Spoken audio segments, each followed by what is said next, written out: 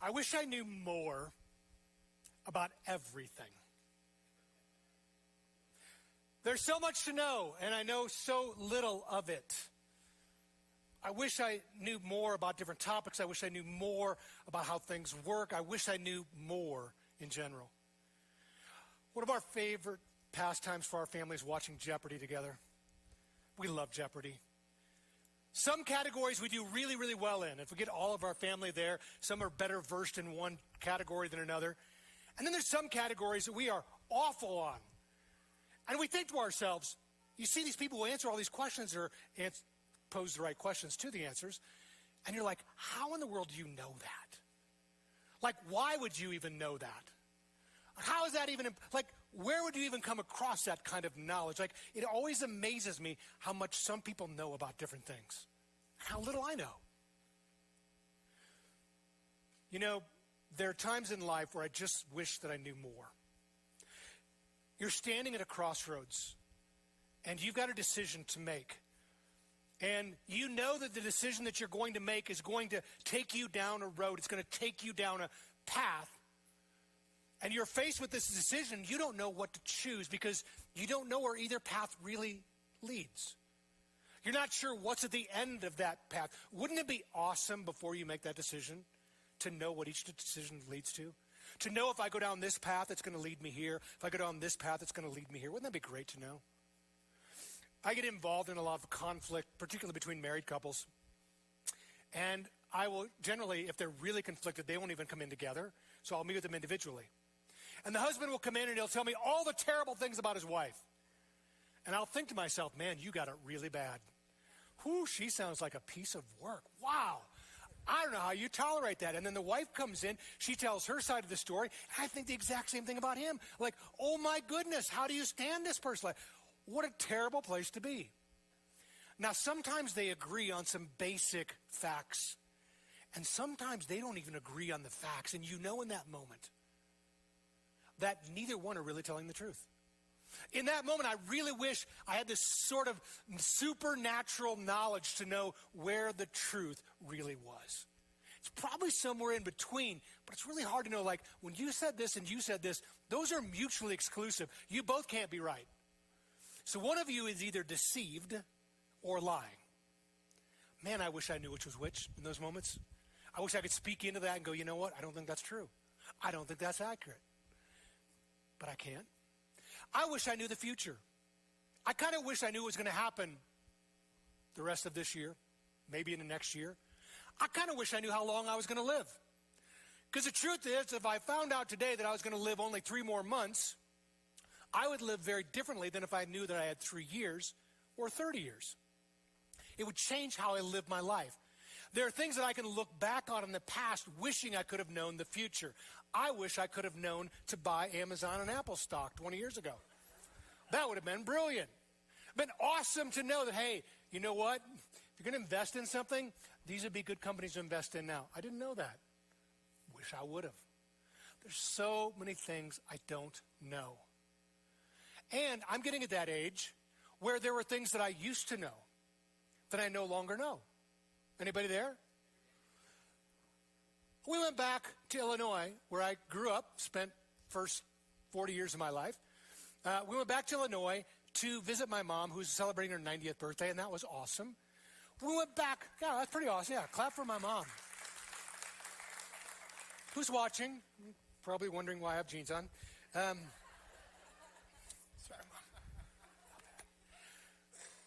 Went back to our old church. This is a church we attended probably 25 years ago. And Karen and I are there, and we're looking around the church, and we're seeing people that we recognize, but names are coming really hard. And I've realized that for every Colorado person I put in my mind, an Illinois person slipped out. Like, there's a finite amount of hard drive, and frankly, there's a really limited amount of space, and every name that I add gets bumped out. Like, I lose people off the back end, and there are things now that I used to know that I no longer know. And I think to myself, wouldn't it be awesome if I had a friend that knew everything? If I had somebody I could sit down to and say, hey, I don't understand this, but I think you do. Wouldn't it be awesome to have someone like that? And the truth is, God is like that. God is not like us. Oh, We resemble God. We're made in God's image. There's parts of us that resemble God, but God is not like us. Make no mistake. He says this to the prophet Isaiah, just as the heavens are higher than the earth, so my ways are higher than your ways, and my thoughts are higher than your thoughts. We're not the same, God says. There's things about me that are different than about you. So last week we started a series called God Is. We've been looking at some attributes of God, some characteristics that separate God from us. How is God different than us? And we're zoning in on three concepts of God, and certainly this is a small part of who God is, but there's some big topics. If you grew up in church, you might have heard really fancy words to describe these. Words like omnipresent, or omniscient, or omnipotent, which all sound very fancy and sound very formal. I grew up in church where they used a lot of formal language, and I usually had no idea what they were talking about. And so, just to be able to understand, in English, God is all present. He is everywhere all the time. We talked about that last week. Today we're going to zone in on the fact that God is all-knowing. He is the one who knows everything. And next week we're going to hone in on the concept that God is all-powerful. He has unlimited power and how that affects us. So today I want to talk about God as someone who is omniscient, who knows everything. From the Latin omni, meaning all, and scientia, meaning knowledge. It's where we get our English word science. Now, if you've been to Landing Place at all over the last few years, you know how I describe science and God. Because there's this thing in our culture that says, hey, I either need to follow science or follow God, but they are mutually exclusive, and I have to follow one. I have to pick between the two, which I would say, no, you don't. God knows everything. Science, we currently don't know everything. Science is what we know right now. It's the knowledge we have today, and I promise you, next year we're going to have more knowledge. We're going to move toward God who knows everything. Science is always catching up with God, and so when you understand where science is in relation to God, what we know now is a shadow of what really is. And as we learn more in science, we get a little bit closer to the truth and a little bit closer to the truth and a little bit, and every now and then we have a setback. And then we start over again. So, believe science all you want, but just know that it's always approaching God's truth. God knows everything. So, the fact that God knows everything, there's three aspects I want to look at how that affects us today. The first is this: God knows our past. He sees our present. And he holds our future. So let's start with God knows our past. When I say God knows our past, you may ask the question, Mark, how far back does God know me? Way back. You go way back. He said this to the prophet Jeremiah. I knew you before I formed you in your mother's womb. That's how long I've known you. I knew you before you knew you. I knew you before your parents knew you. Let me introduce you to my second grandchild. Ah.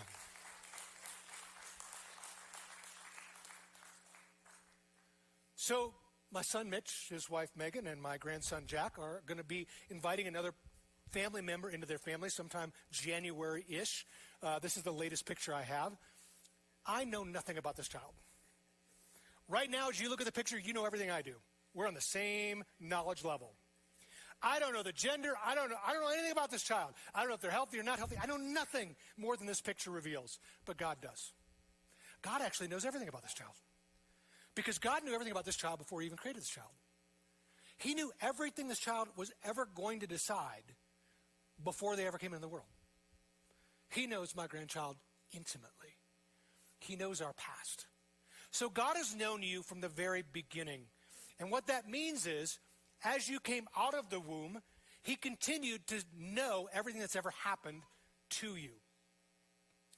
For some of you, there have been really hard things that have happened to you. Perhaps you grew up in a family that was less than ideal. Perhaps you grew up in a situation, maybe that was even awful. Maybe you had a parent who abandoned you, or was an alcoholic, or abused you, or maybe you were violated by somebody else. There are things that have happened to you, actually, that no one else may know. But God knows. God knows what's happened to you. But God also knows things that we have done. He knows every thought, every motive, every word, every behavior. Actually, nothing is hidden from God. Let me read you what it says in the book of Hebrews. Nothing in all creation is hidden from God.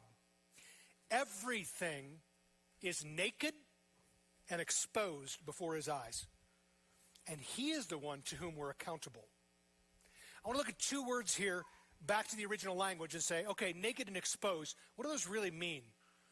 The word naked in Greek is gumnos, and it's the exact same meaning as it is in English. Naked is naked. It means you are uncovered, exposed, just like we think of naked now. We have no clothes on. We are visible to everyone. There's no secrets. There's no hiding. Nothing is covered up. That's what it means. But the second word is interesting. It is the Greek word trachelizo. And it's actually where we get our English word trachea. It means your throat is exposed. Why is that significant? Because when an animal particularly exposes their throat, they're their most vulnerable.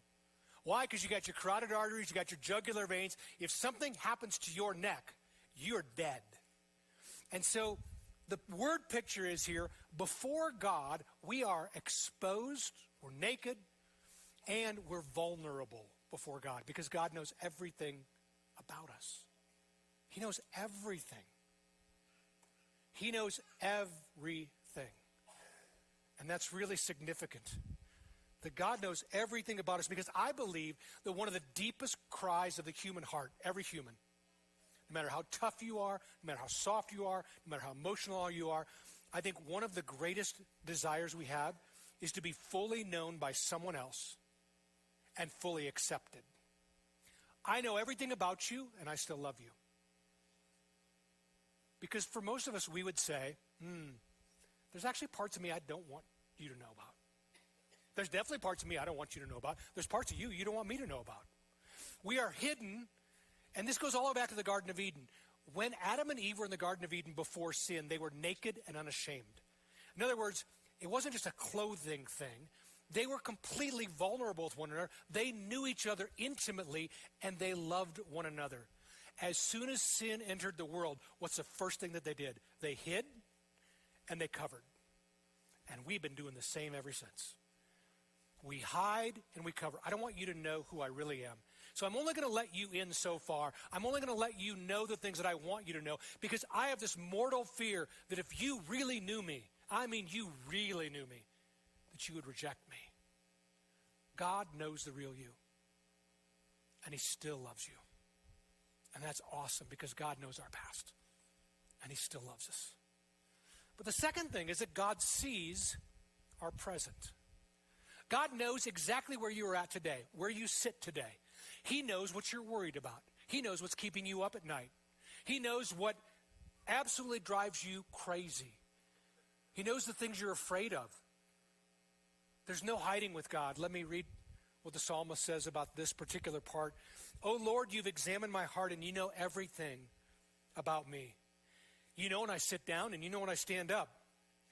You know my thoughts even when I'm far away. You see me when I travel. God just went on vacation with you this summer. And guess what? What happened in Vegas? Didn't stay in Vegas. God knows. Ain't no hiding. You might hide it from everybody else. God knows what happened on travel. And when I rest at home, you know everything I do. There's nothing that God does not know. He knows exactly what you're facing today. And for some of you, you're facing some really big things. Some of you, I know some of your story. Some of you facing an awful health diagnosis that is just absolutely consuming. For some of you, you're facing infertility, and you're just wondering, are we ever going to get pregnant? Are we ever going to be able to have a baby? For some of you, you're facing a marital crisis or a relationship breakdown, and you're wondering, is there any hope for this relationship at all? For some of you, there's some fears about the future. God sees where you're at today. I want to give you a story that Jesus told. There was a huge day of ministry that Jesus and the disciples had. They were up around the Sea of Galilee, which is in Israel. Sea of Galilee is kind of in the northwest part of the country, and it's where Jesus did most of his ministry. About 75% of Jesus' 3 years of ministry happened around the Sea of Galilee. And so they had a big day of ministry, and Jesus told his disciples, hey guys, we're going to start on the other side of the lake tomorrow. I want you to hop in a boat. You make your way over. I'll meet you there in the morning. I'm going to stay put. As they took off that evening in the boat, they got about halfway across the lake, and there's a storm that came down.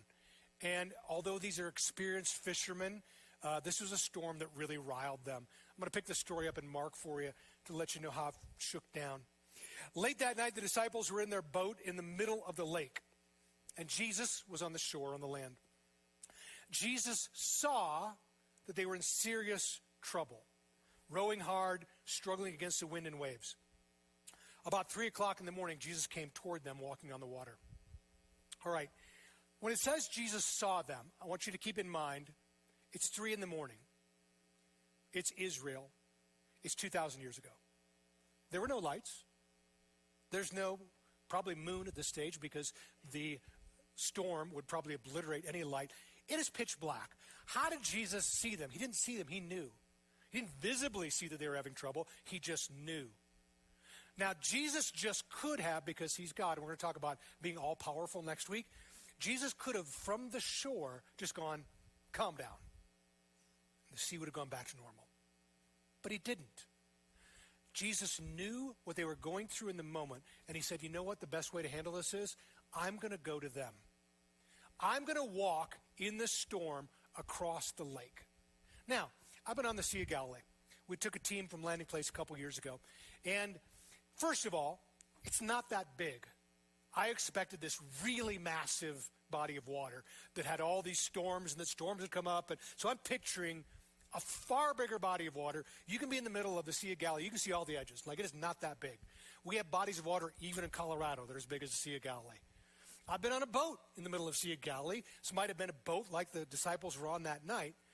And frankly, it's hard to imagine a storm creeping up on this size lake that would be so perilous that I would fear for my life. But the way the geography lies, there's mountains along the Jordan side, which is the east side of Israel. And as we know, living in Colorado, when weather comes over the mountains, it's very unpredictable, right? I mean, do you watch the weather forecast? Like, we're on the weather app last night. It says, no sign of rain, no sign of rain, no sign of rain. 100% chance of rain. Where'd that come from? Like, well, it wasn't there 10 minutes ago, but it is now. Very similar in Israel. As the weather comes over these mountains, it can hit the lake and it can just go crazy for a little bit. That's where the disciples found themselves. And these are experienced fishermen, and they're still worried. And Jesus just decides, I'm going to walk out to them. What do you think your reaction would be? You're in a boat, it's rocking, it's dark, and Jesus shows up. Let's look at their reaction. They were all, guess what? Terrified when they saw him. But Jesus spoke to them at once. And here's what he said in their present troubles. Don't be afraid.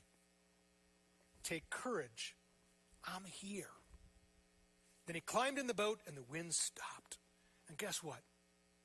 They were totally amazed. Now, these guys have spent time with Jesus. They've seen Jesus do miraculous things. They've seen Jesus multiply food and heal people. And yet, this was another level for them. And we're going to talk about God's power next week. I don't want to get too far into this. But Jesus had power over the wind and waves, and it freaked them out. They were like, oh my goodness, who are you that you control the wind and the waves? Whatever situation you're in right now, Jesus sees you in your presence. God sees you right now, and he wants to enter the fray with you.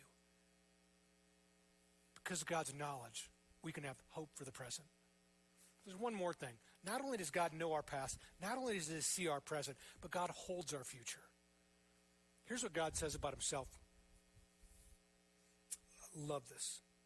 He tells the prophet Isaiah, I am God. There is none like me. Only I can tell you the future before it happens. Everything I plan will come to pass, for I do whatever I wish. Okay, then. Now, here's something mind-blowing. It's going to take a little bit for our mind to get around because, again, his ways are higher than our ways. His thoughts are higher than our thoughts. Let's go back to my grandchild. God knows every decision my grandchild will make through every day that they're alive on earth before it happens. He knows it now. Now you may say, whoa, whoa, whoa, whoa, whoa. Does that mean I don't have any free will? I mean, it sounds like my entire life is pre-programmed before I'm ever born. I don't have a choice in things. And here's the mind-blowing part. Yes, you do. You get to choose what you do this afternoon. You get to choose where you go to lunch. You get to choose what you do for activities this afternoon. But God knows what you choose before you choose it. Because God is not limited by space and time. We are. We think, well, he can't know that because God can. Because he knows everything. So although you have free will, God knows every choice you're ever going to make before you ever make it, before you're even born. He knows the number of days you're going to live and the hairs on your head, which for some of you is way harder than it is for me. God knows stuff. Now, from the beginning of time, human beings have wanted to know the future. You know, it's interesting, you read through the Bible, and there are all kinds of kings who experienced something where they wanted to know what the future was going to hold. And when they wanted to know what the future was going to hold, they would call in magicians and sorcerers and mediums and people who they thought had powers. And they would say, hey, tell me what's going on. Great examples, Nebuchadnezzar, the king of Babylon, had a dream. And he said, I think this is a prophetic dream. This is something that's going to happen in the future, but I don't know what it is. So he calls in all of the magicians, all of his seers, all of his fortune tellers. Nobody can tell him what it is. And then somebody goes, hey, there's a dude here named Daniel. And I don't know that it's him, but the God that he worships knows everything. And sometimes he's been known to interpret dreams and tell the future. King Nebuchadnezzar calls him in, and Daniel, spot on, tells him exactly what's going to happen in the future. Why? Because he's been empowered by God. Even today, we want to know what the future holds. I want to know what the future holds. But sometimes we look to wrong sources. Sometimes we may look to like a fortune teller or a 1-800 number. I'm going to call somebody up and see if they know. Maybe tarot cards or something like that, dabbling in the occult to see if there's something there. Or maybe you look at your horoscope and you open up an app and go, hey, what's going to happen today? I'm a Leo. What does my future hold? We look to the stars. We kind of want to know what the future holds, but none of these things are really going to tell us. But God knows our future. He's actually the only one. And so why wouldn't we consult him? So God knows everything. How does that impact me today? I want to go back to a question I posed. Wouldn't it be awesome if I had a friend or you had a friend that knew everything and you could sit down and ask them anything and they would tell you the answer? Wouldn't that be awesome? Or would it? Two questions that I think I would ask God if I could. And sometimes I hear people say, hey, when I get to heaven, I'm going to ask God about this because I don't know why he does that. I need to understand better. Two questions I would ask right now. And the first question is this. God, what do I need to know about myself? That may seem like an odd question. God, if you know everything and I don't know everything, are there things about me that you know that I don't know? Are there things that you see that I don't see? Are there blind spots in my life that I don't really fully comprehend? Let me give you a scripture here. Psalm 139. Psalmist writes this, search me, O God, and know my heart. Test me and know my anxious thoughts. Point out anything, God, in me that offends you, and lead me along the paths of everlasting life. God knows you better than you know you. God knows me better than I know me. God sees things in me that I don't see. A really dangerous prayer is, God, would you reveal the blind spots in my life? Will you reveal things that I don't see right now? Will you reveal those things to me? And my question for you is, if God revealed the truth about you, could you handle the truth? Could you handle the truth? I want the truth. You can't handle the truth. Can you handle the truth? Do you want to know the truth? Do you want to know the truth about you? Do I want to know the truth about me? I'm not sure I do. And yet I think we need to. And I think this is where the enemy comes in with two MOs, two strategies to distract us in this area. The first strategy is to say, you're damaged goods. Your past is so bad. You've done something so terrible. You've made so many mistakes that you're completely disqualified. I do not love you. I will not love you. I cannot use you. You're too far gone. And honestly, sometimes that gets reinforced by human beings. For some of you, when we're growing up and saying, you're never going to amount to anything. I wish you were never born. I hate you. And all of a sudden, those things get reinforced. The enemy comes in and continues to make us think that somehow we're disqualified from God's love. But if that's you, I want to remind you that in God's word, God used some of the most messed up people in the world. Noah was a drunkard. Abraham was a liar. David was not only an adulterer, but a murderer. And Paul went around killing Christians. I don't know what you've done. But I'm going to tell you, if God can use those people, I don't care what you've done, he can use you. When we turn from sin and turn to God, God is in the redemption business. He can take whatever you have done. Don't ever let the enemy tell you that what you have done is too far and beyond God's knowing and beyond God's redemption. That's not true. The other side of the pendulum I actually worry about a little more. And that is, you know what? I think I'm okay. If God's grading on a curve, I feel pretty good about where I'm at right now. Oh, I'm a sinner and I do bad things. But the truth is, I know people that are so much worse than me that if God's grading on a curve, I'm awesome. I'm great. And you know what? I've been doing some things. I got some sin in my life. But the truth is, nothing terrible's happened. Life goes on and I don't feel bad. I don't really feel convicted. I don't really feel like I should change something. So you know what? I'm good. The enemy will help us rationalize and justify things in our life that are out of line with God's will. And here's the danger with that. Whatever God calls sin has consequences. Period. Some of those consequences are immediate. I told you a story last week. I turned left at a place I shouldn't turn left. I knew it. I was immediately caught, immediately ticketed. Like within moments. Instant. Some of the sin in our life, the consequences don't happen right away. Sometimes they come down the road, and sometimes they're insidious, and we don't even connect the two things. But I wanted to remind you that whenever God says something is sin, it's for our benefit because he doesn't want us to experience the consequence of sin. And so he said, hey, I'm going to tell you what's right and wrong, what's good and bad, because I want to protect you, because I love you. I know more than you do. It's like a parent who says to their 4-year-old, don't play on the street. And the 4-year-old goes, no, I'm fast. I can beat the cars. And they go, no, you can't. I know things you don't know. We're kind of that kid playing on the street sometimes saying, you know what? I think I know better. And parents going, no, you really don't. So, the second question I would say is this. God, can I really entrust my future to you? Because when I stand at that path, that fork in the road, and I look at these paths, and I wish I knew where they went, but I really don't. And so sometimes I'm just looking at the first few steps. The book of Proverbs warns us, Solomon, who's the wisest man in the world besides Jesus. Proverbs 14:12 says, there is a path before each one of us that seems right, but it ends in death.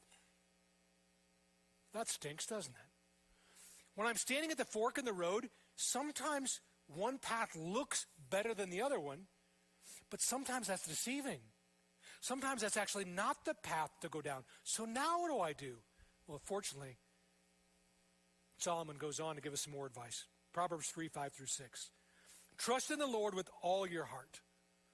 Do not depend on your own understanding. Seek his will in all you do. He will show you which path to take. Such good advice. As you stand at the path and those ways, you don't know where they go, and one may look better and one doesn't look quite as good, and you feel like going down this road before you take a step. Go, God, what do you think? Because you know more than I do. Which path should I go down? God, will you open doors and close doors? Will you make it really clear to me? Because I don't know what you know, but I trust you. I trust that if I lean into you, you will show me the path to take. Such good counsel. Every big decision we have should be run through God. Who should I be in a relationship with? Where should I live? Should I take this job or not take this job? How should I spend my money? Everything as we submit that to God and go, God, I want to know your opinion because you know more than I do. My sight is limited, my knowledge is limited, but yours is unlimited. Some people ask, Mark, will all this go away when we go to heaven? Will we know everything? Will we even have to ask questions in heaven? For those who follow Jesus, for those who accept forgiveness, for those who decide they're going to make God the center of their life and run every decision through God, we're going to spend eternity with God. And Paul gives us some insight as to what happens in that season of our lives. He contrasts where we're at now with where we'll be in heaven. 1 Corinthians 13:12 says this, now, currently, today, we see things imperfectly, like puzzling reflections in a mirror.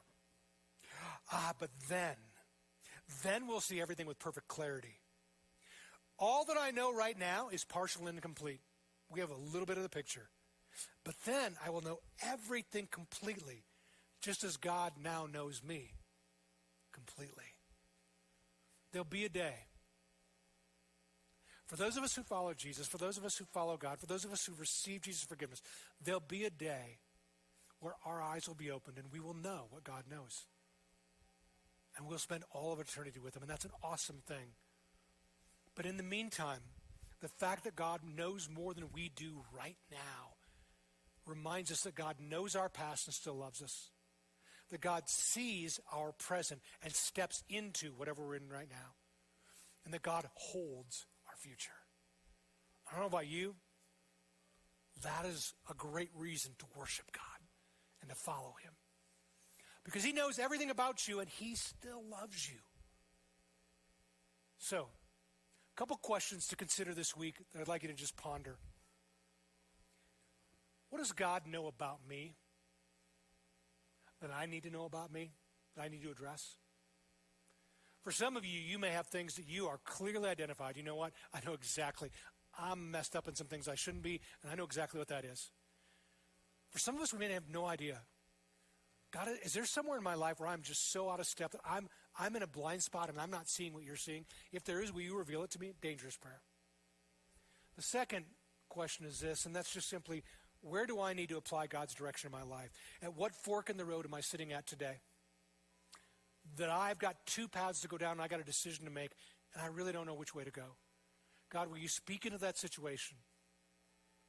Will you lead me down the paths of life? And as we do, as we worship this God who knows everything, he will lead us to where we need to be. And that's awesome. Let's pray. God, we're so grateful for your word. We're grateful and we worship you because you know more than we do, and we humble ourselves before you.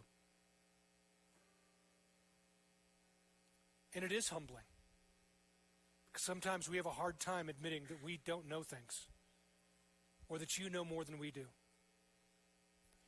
And God, we thank you that you know more about us than we know about us. And Father, if there's anything that you want us to know this week, I pray that you'd reveal it. And we realize that in that revelation, it's not to condemn us, it's not to reject us, it's not to do anything more than to lead us back to where you are. Because you have a plan for us, and that plan is so much better than our plan for us. God, for those who are facing a decision maybe this week, a big decision, a life decision, and they're wondering, where does this path lead and where does this path lead? God, I pray that you would give such clarity out of your endless knowledge. We'd be able to tap into your presence, tap into your knowledge, tap into your power. God, thanks for loving us. Thanks for not leaving us in this world to do this on our own. Thanks for being our friend who knows everything. We ask this in Jesus' name. Amen and amen.